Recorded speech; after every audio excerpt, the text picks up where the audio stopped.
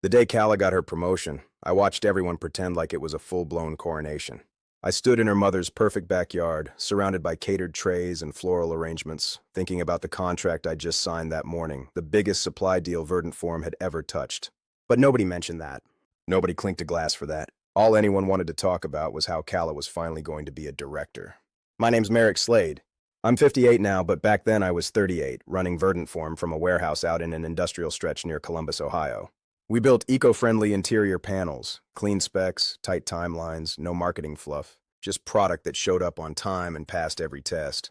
I'd built that place from nothing. Rented garage, busted press, I rebuilt myself, loans I signed with one hand shaking. 30-some employees, 2 lines, and a back room that smelled like fresh fiberboard and adhesive. I still remembered what it felt like to worry about bouncing payroll. Calla was 36 then, razor sharp, already climbing Larkspur Works' development arm like she had a map no one else saw. She worked in a glass tower with chrome fixtures and espresso machines. I worked in steel and sawdust. That was fine. That was the deal. Our marriage ran on unspoken agreements. My company paid the bills. Her title made her mother proud. I didn't care about who wore what label at brunch. I cared about being able to say yes when the dentist bill showed up. Her job had sparkle. Mine kept us afloat. Althea Raines, Calla's mother, never let me forget who she thought I was. She ran her life like a PR campaign, charity boards, leadership brunches, donors with yachts. If you didn't have the right club sticker on your windshield, you didn't count. I stayed civil with her, always figured results would speak. That was my mistake. She didn't care about what worked, just what looked good. Spring hit hard that year. Everything was moving fast. Calla got news that her promotion was almost finalized. Just a formality left, HR rubber stamp stuff. At the same time, I closed the deal with her company's procurement branch. Verdant Forum would be supplying nearly 30% of their rollout panels for the quarter. That's not a footnote. That's the spine of the build. Calla saw me close it. She watched me run numbers, price materials, schedule production. She knew I wasn't there as a favor. I was delivering what her team needed so the rollout didn't collapse. That night, Althea threw a party in her ridiculous house. Everything white and spotless, enough floral centerpieces to gag a florist. Everyone kept repeating Director Raines Slade like they were afraid to forget it. Quick note, before listening, share which city or country you're watching from. And let's continue. I stood by the kitchen door, hands in my pockets, wondering how long I'd have to smile before anyone said the word contract. Not one person did. I didn't stop walking until I hit the end of the driveway. My truck was parked under one of those fake gaslight lanterns Althea had installed, probably imported from somewhere European to impress the HOA.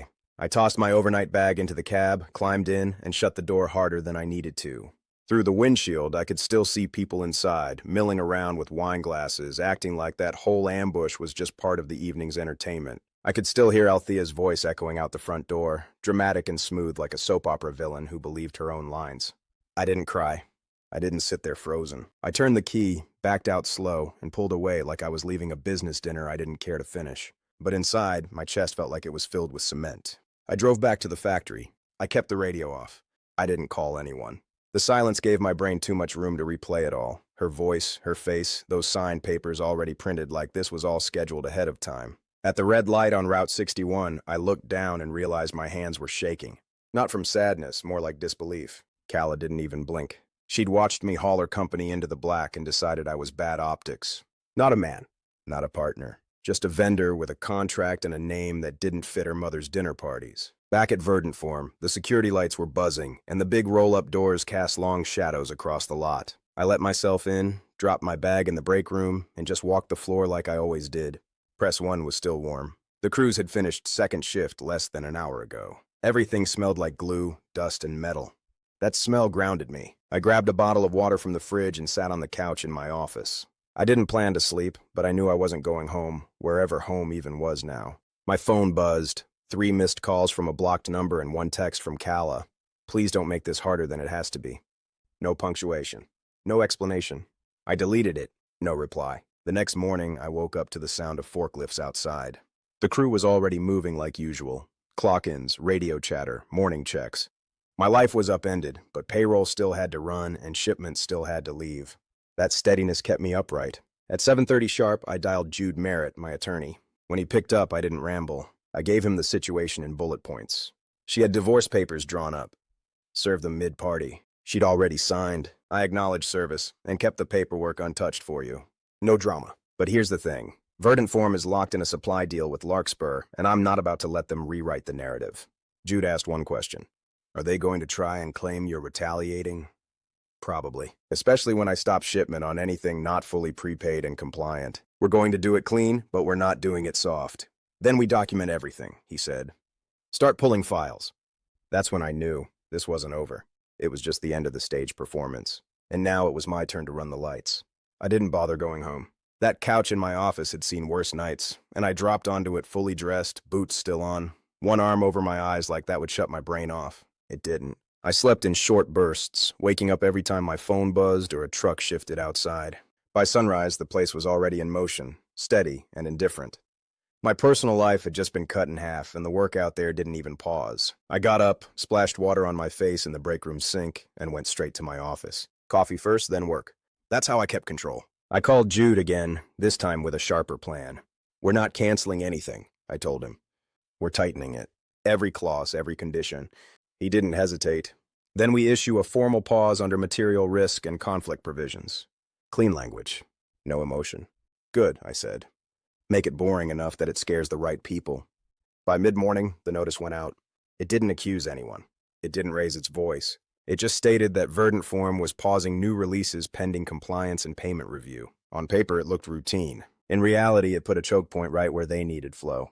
My phone started lighting up before lunch. Unknown numbers, back-to-back calls, voicemails stacking faster than I could clear them. A couple texts came through with fake calm. Just checking in. Quick clarification needed, but the tone underneath was panic. I didn't answer a single one. Instead, I stepped out to the front office and told my manager, Denise, exactly how it was going to work. Anything from Larkspur or anyone tied to them goes through legal, I said. No side conversations, no favors, no exceptions. She nodded once. Understood. I'll filter everything. That's why I kept her around. No drama, just execution. Around noon, I got a text from Taryn Pike. She didn't waste time with small talk. Internal audit just got triggered. Not optional. Be careful. I read it twice, then set the phone down. That was fast, even for a company like Larkspur. Audits meant someone upstairs smelled risk, and once that machine starts, it doesn't stop halfway. A few hours later, Jude forwarded me the official notice. Same story, but with letterhead and legal weight behind it. Project delays, cost overruns, vendor transition review. The kind of language that makes executives lower their voices and start protecting themselves. Then Taryn sent something else, a screenshot of an internal calendar thread. Weeks old. Meetings labeled supplier transition, with names I recognized and one name missing, mine. I stared at it for a long second. So this wasn't reaction. It was planned. The new supplier they pushed in for image was already slipping. I heard it through 2 different channels before the day ended. Missed delivery windows, rushed fixes, overtime stacking up like debt. Every patch they made cost more than doing it right the first time. By late afternoon, my phone rang with a number I actually recognized. Former Larkspur project manager, someone who'd always kept it straight with me. I picked up. They're scrambling, he said without greeting. And they're building a story. What kind of story? I asked. The kind where you're the problem. Angry ex, unstable vendor, easy target. I leaned back in my chair, staring at the ceiling for half a second. That tracked. Clean, simple, and wrong. Let them try, I said. I've got records for everything. Then keep them close, he replied. They'll want someone to pin it on. I hung up and called Jude immediately. Start preserving everything, I said. Emails, logs, cameras, access records. Lock it all down. Already moving, he answered. That night, I walked the floor slow, stopping at each station, looking my people in the eye. I didn't dump my mess on them. They didn't need that weight. We're staying tight, I told them. No outside talk, no loose ends. We do our jobs and we do them clean. They nodded one by one. I finished the walk, checked the final line, and signed off on the next day's production schedule with a firm stroke of my pen. Next morning started with static in the air. I could feel it before I saw it. Denise came into my office holding the desk phone like it was contaminated. Some supplier asking why you're holding back shipments. Said you're trying to force pricing. I stared at her. Which supplier? She flipped the slip. Mid-state resin. We barely use them. Exactly. That wasn't an accident. That was someone fishing, planting a version of the story in case it stuck. I told Denise to write down every name, every message, and send it all to Jude. An hour later, a call came straight to my personal cell. It was Lana, used to work our finishing line before moving out of state. We'd parted on good terms. She sounded nervous, her voice tight like she was rehearsing each sentence. Someone from Larkspur's procurement team called me, she said. They asked about you, how you handled delays, if you ever pressured anyone. I didn't interrupt. They said if I'd confirm you threatened to stop shipping unless prices changed, they could pass my name to someone hiring. I didn't agree. I just wanted you to know. I didn't yell. I didn't comfort. Lana, listen carefully. Don't sign anything. Don't agree to anything. If they call again, tell them to put it in writing and send it to Jude Merritt, my attorney. She exhaled like she'd been holding that breath a while. Thanks, Merrick. That helps? That afternoon, the next blow landed. Jude forwarded me an email from me to Larkspur's logistics lead, demanding a price hike and threatening to delay one of the April batches. The tone was sloppy, too aggressive, full of phrasing I'd never use. It wasn't just fake, it was cartoon-level fake. I didn't write this, I said. Jude didn't even respond to that. He was already moving. Check the logs, he said. Let's dismantle it. We pulled the mail server data first, clean. No outbound message that matched that timestamp. Then we scanned the domain name. It was almost right, but one character off. Easy to miss if you weren't looking. Whoever sent it registered a lookalike domain and spoofed the signature.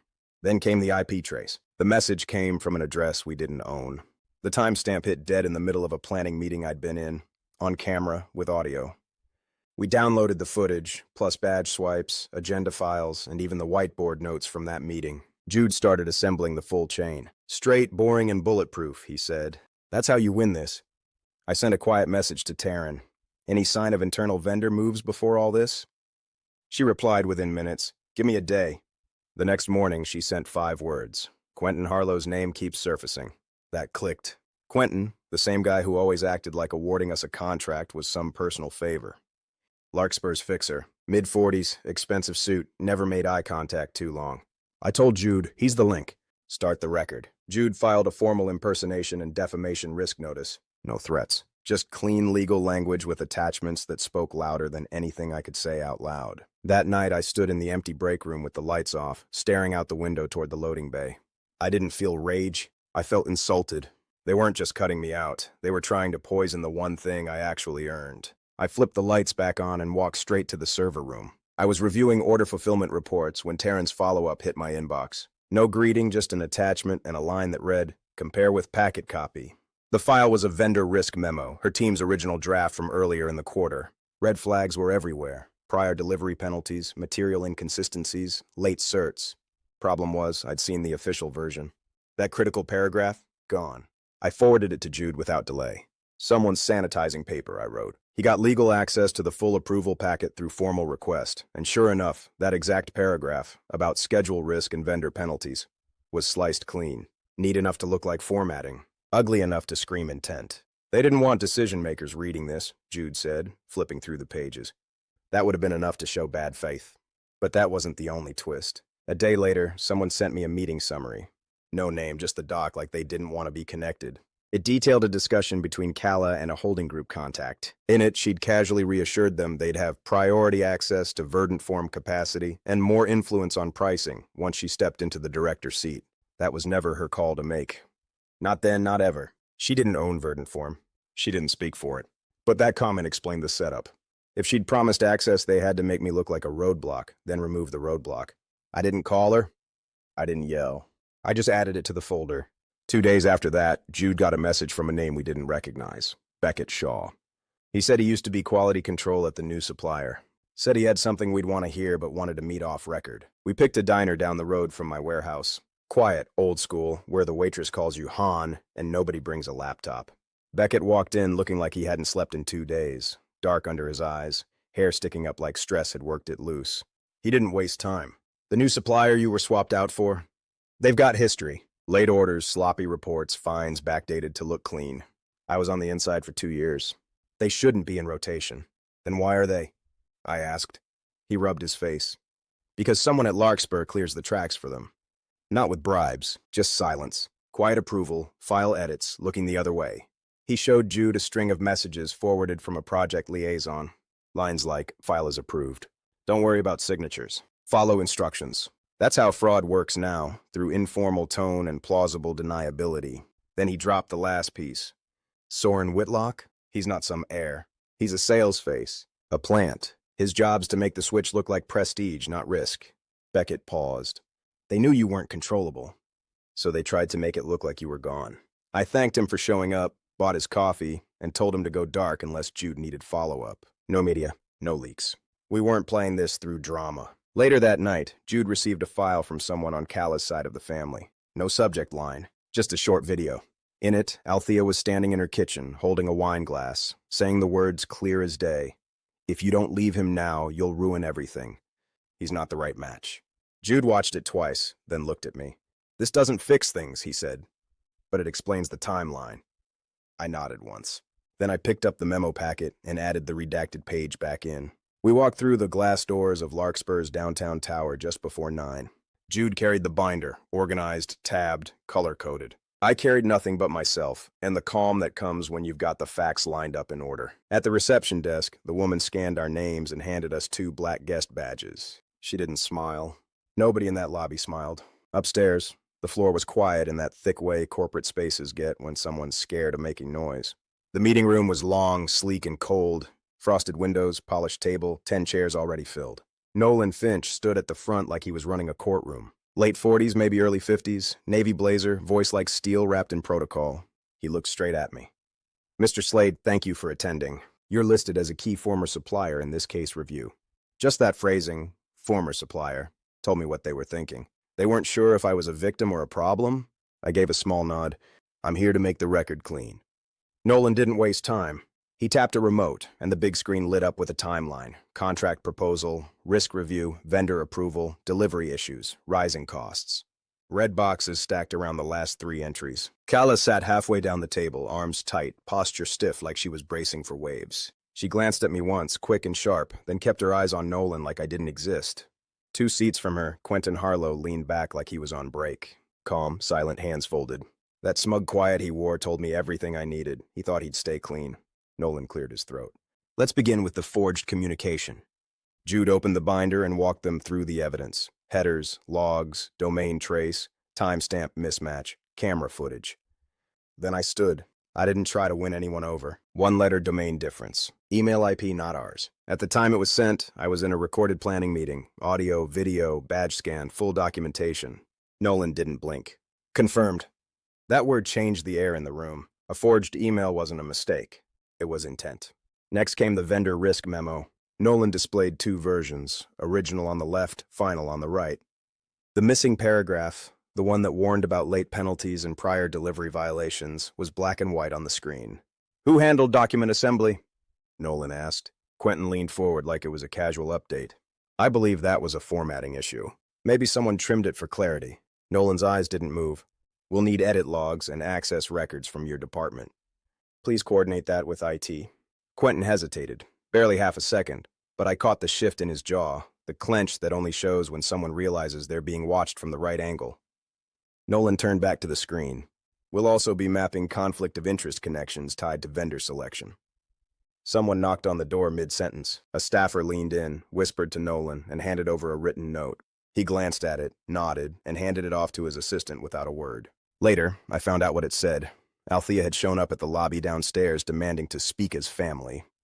Security turned her away. That moment said more than anything she could have shouted. She knew the pressure was tightening.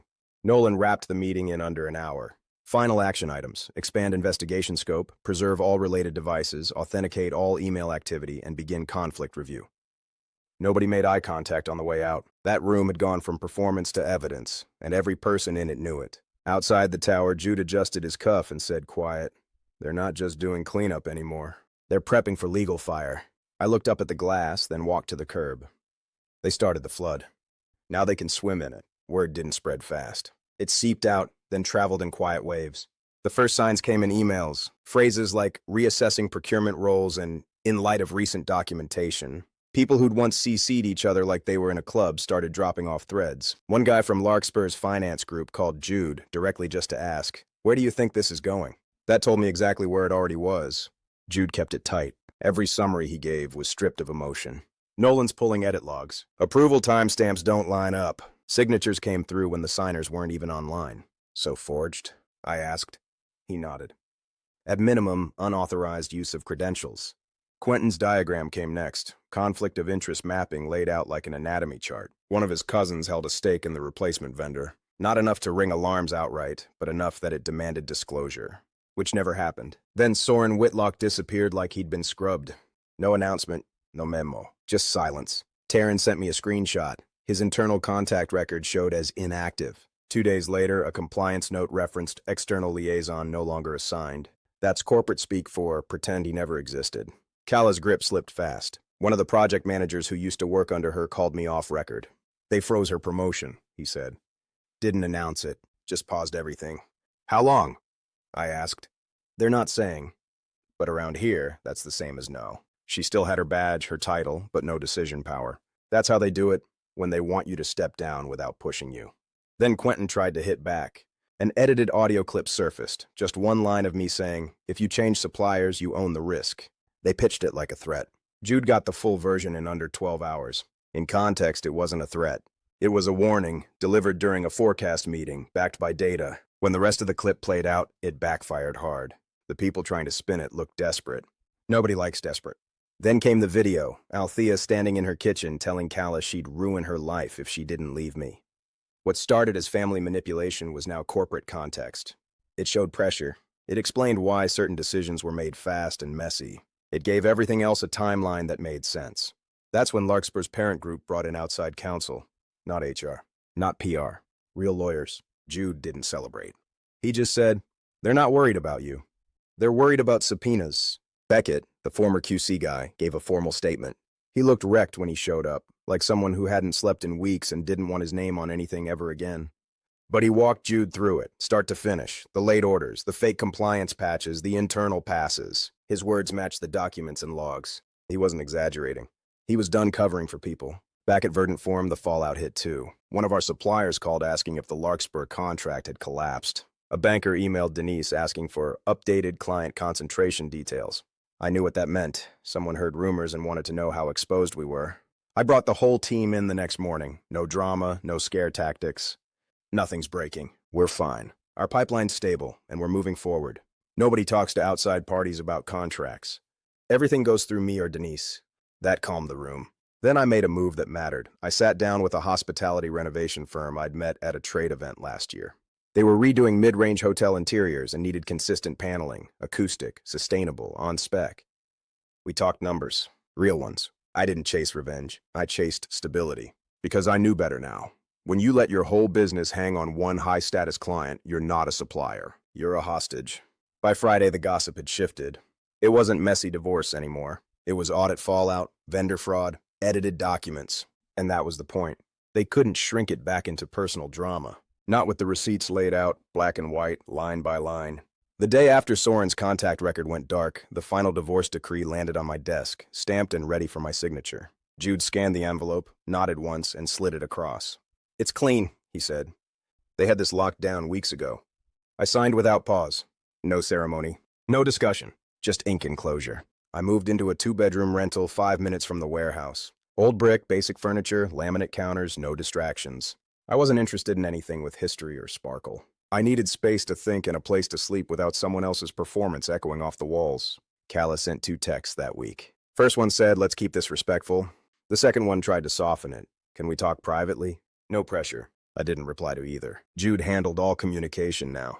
Not out of spite, just policy. You don't hand a live wire back to someone who already burned your hands once. At Verdant Forum, I stuck to rhythm. Walk the floor at 7, review shipping at 10. Talk to the crew by name. Check machines by touch. They needed consistency. If I started pacing like a ghost, it'd ripple. And I don't let my instability become theirs. Then, on a Thursday, Althea showed up. Denise buzzed the office. There's a woman at the gate. Says she's family. Is she? Not anymore, I said. Send her to the small conference room. She walked in looking like a wax figure left too close to heat. Hair set, makeup tight, but her eyes had nothing behind them. She wore navy, not red. No jewelry screaming status, just a desperate kind of stillness. I won't waste your time, she said. You know why I'm here. Say it out loud, I answered. She took a breath. Kala's branch is facing penalties. If the next batch doesn't ship, it'll trigger a contract breach. I need you to send it through quietly. No flags.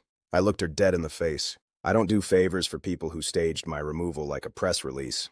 If Verdant Forum ships, it's under full contract. Public terms. No secrets. She dropped the pitch. Tried guilt. You know what this will do to her career. You know what it took for me to raise her in this world. You raised her to treat loyalty like a liability. Her voice cracked. Please, I'm not asking for revenge. I'm asking for mercy. I stood up, not fast, not angry, just done. If they made a mess, let the audit run. Crying won't clean it. She flinched at that. Not from volume. From finality. I didn't throw her out. I just opened the door and stepped aside. She walked past me like someone who'd never expected to be denied. She didn't look back.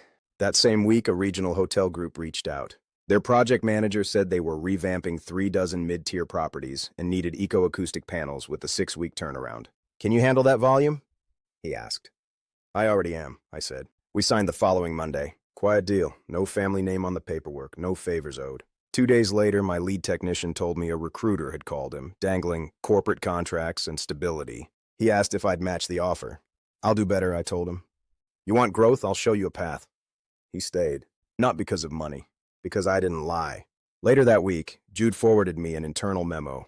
Kala's name tied to oversight failure. Not fraud.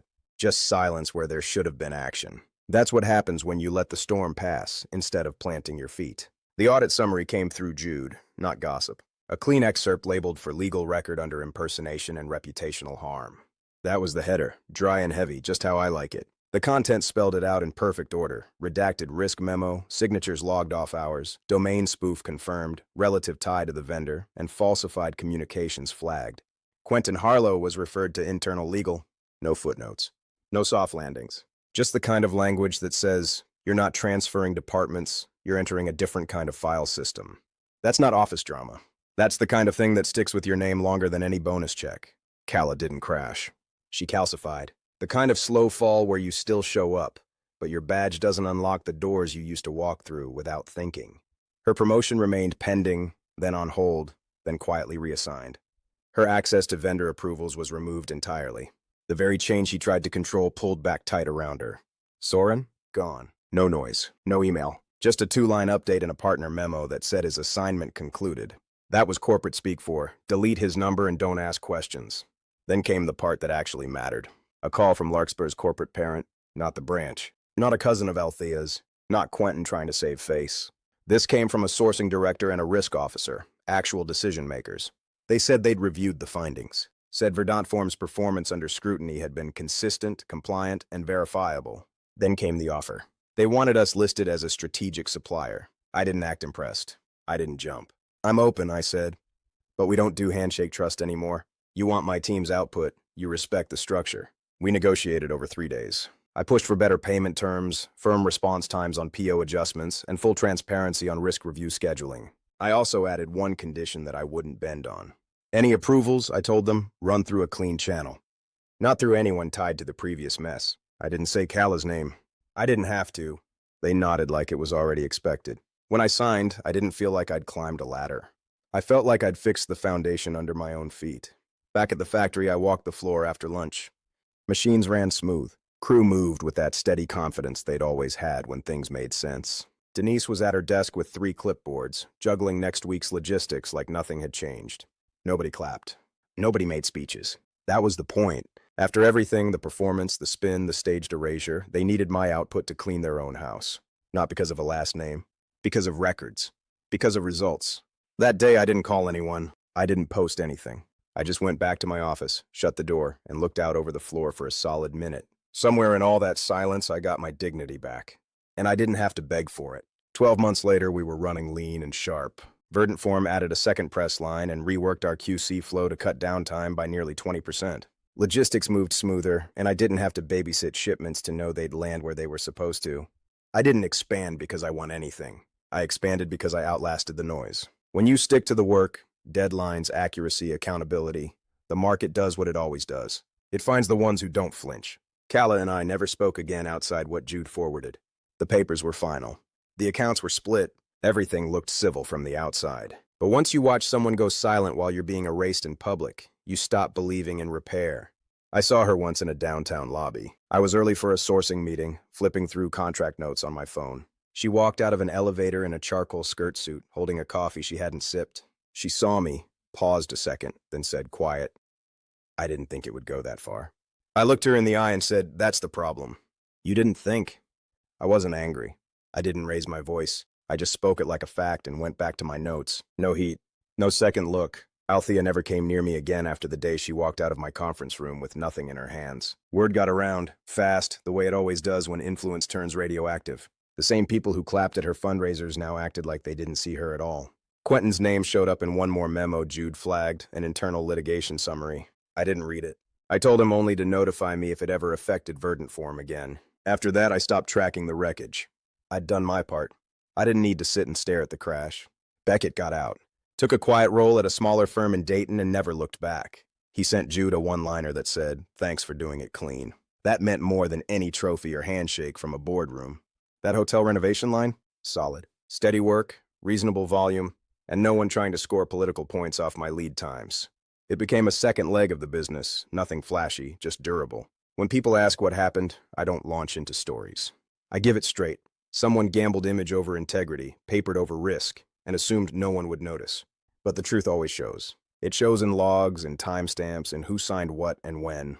The lesson? I don't chase status anymore. I chase outcomes. And I don't let anyone, blood, marriage, or management, treat what I build like a spare part they can borrow, break, and return when it's convenient. I keep my name clean. I keep my output clean. And I don't hand over the keys to anyone who doesn't understand the weight of the door they're walking through. One last thing. What would you do if someone traded you for status and then came back begging for your help? If you've got the hype button, tap it to support this video and help it reach more people. Please subscribe and like too. It's important for us and it's just one click. Then leave a comment with your answer or just write, "Good story."